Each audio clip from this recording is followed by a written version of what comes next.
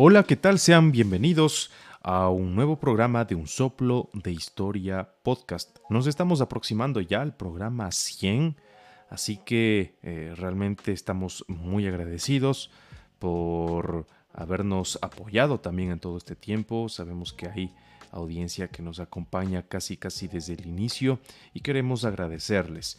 Antes de encender nuestra máquina del tiempo, queremos invitarles a que si les gusta este contenido, que ya lo vienen siguiendo, pues nos ayudan muchísimo si nos retribuyen con un me gusta y sobre todo suscribiéndose al canal de YouTube.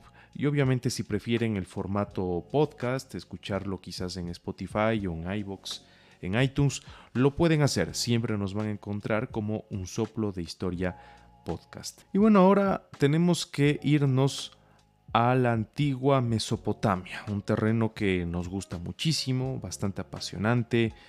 Se van encontrando, bueno, últimamente quizás no hay tantos hallazgos y se entiende que esto se da principalmente por que es una zona de conflicto. Hay un conflicto bélico, hay una zona muy complicada de todo lo que está sucediendo en Irán y pues hace también de que se genere pues ciertos inconvenientes a la hora de desarrollar el trabajo científico. De todas maneras, esperemos que esto se pueda solucionar pronto y que sobre todo se proteja el patrimonio, ¿no?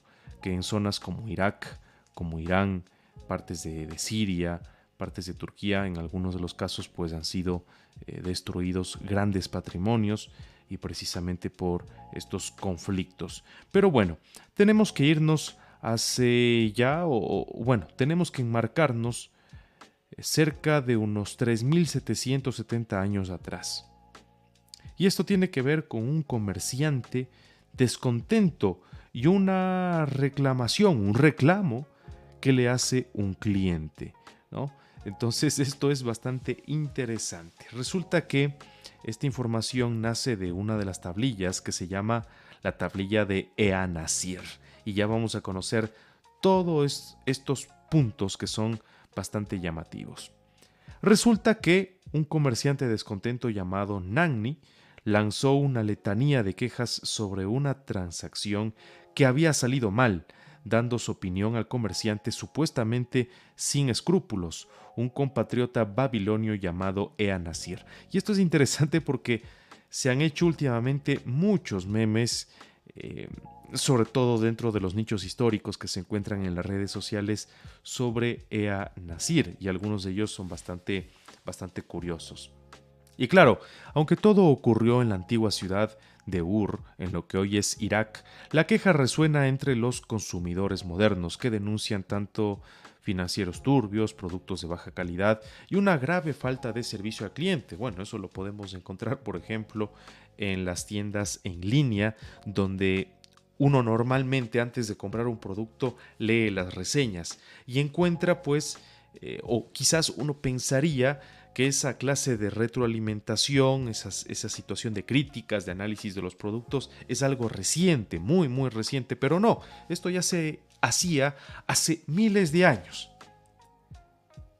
Tanto es así que la carta de queja tiene el récord Guinness de ser la hoja de reclamación más antigua del mundo, y las quejas de Nani de hace 4 milenios han inspirado una serie interminable, como decíamos, de memes, de cómics y también algunas comparaciones curiosas en internet.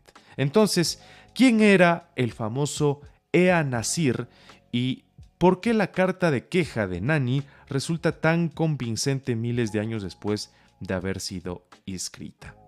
La famosa tablilla fue descubierta en Ur hace aproximadamente un siglo, cuando una expedición dirigida por el famoso arqueólogo Sir Leonard Woolley desenterró lo que podría ser el hogar de Ea-Nasir, incluyendo un montón de documentos comerciales registrados en escritura cuneiforme en pequeñas tablillas de arcilla.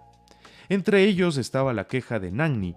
La tablilla, del tamaño de la palma de la mano, data de 1750 antes de nuestra era y está inscrita en acadio, la lengua que se hablaba en la antigua Mesopotamia en aquel periodo.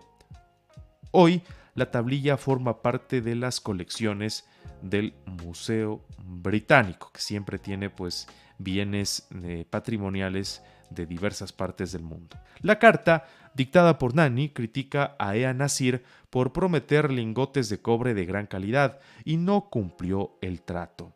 En su lugar, se queja Nani, el mercader le envió cobre de baja calidad, le trató a él y a su mensajero con desprecio y se quejó con su dinero aparentemente porque Nani le debe una insignificante, según el autor, mina de plata.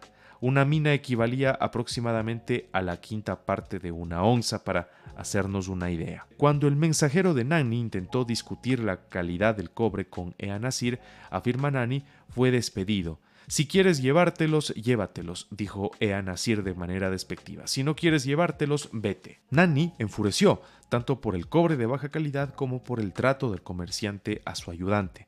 No aceptaré de usted cobre que no sea de buena calidad, concluyó furioso, según un traductor. Seleccionaré y tomaré los lingotes individualmente en mi propio patio y ejerceré contra ti mi derecho de rechazo porque me has tratado con desprecio. En otra traducción, Nani advierte, dado que me has despreciado, te infligiré dolor. Vaya, muy curioso, ¿no? Y claro, esto tiene mucho que ver con la primera globalización. Quizás algunos no están familiarizados con este término, pero esto tiene que ver con la Edad de Bronce, que es considerada la primera gran globalización de la humanidad. La carta crepita de ira a través de los milenios y para arqueólogos como el profesor Lloyd Wicks de la Universidad Australiana de Nueva Inglaterra, que estudia la producción y el intercambio de metales en el antiguo Próximo Oriente, capta las realidades de una economía antigua en miniatura. El cobre del que se queja Nani estaba destinado a un uso crítico en artículos cotidianos como herramientas, vasijas y cubiertos, y como tal era una mercancía importante en la Mesopotamia de la Edad de Bronce.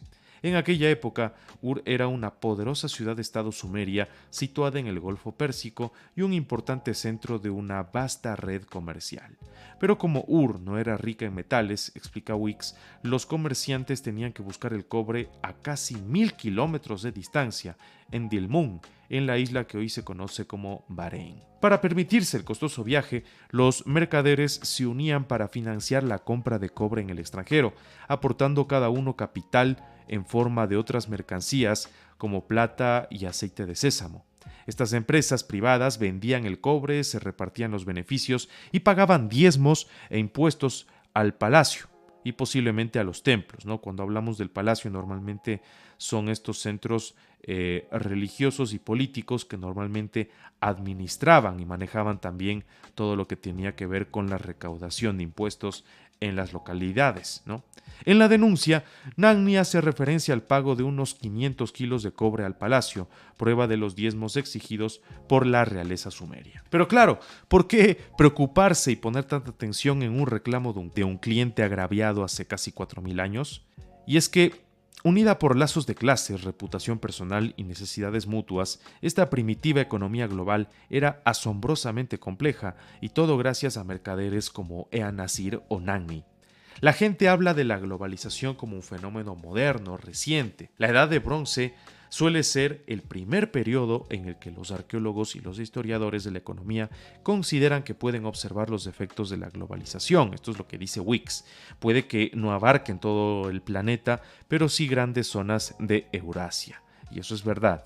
Y bueno, volviendo al negocio fallido entre estos dos, resulta que Nani no era el único que tenía una queja contra el mercader. De hecho, el Museo Británico tiene aún más pruebas de los retorcidos tratos de Ea Nasir con el cobre. En otra tablilla, alguien llamado Ingmur Singh exhorta a Ea Nasir a transferir buen cobre a Niga Nanna. Dale buen cobre para que yo no me enfade. ¿No sabes que estoy cansado? La reputación del varón del cobre de ofrecer productos de baja calidad era conocido ya en Ur.